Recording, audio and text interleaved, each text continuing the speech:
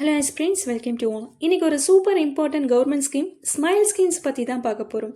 Support for marginalised individual for livelihood and enterprise.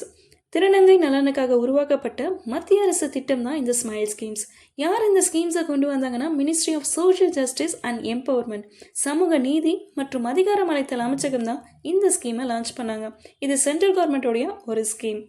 உடைய main aim என்ன? குறிப்பாக transgender person, திருநங்கைகள் மற்றும் பெகர்ஸ், பிச்சை எடுப்பவர்கள், யாசகர்களுடைய வெல்ஃபேர் ஸ்கீம்ஸ்.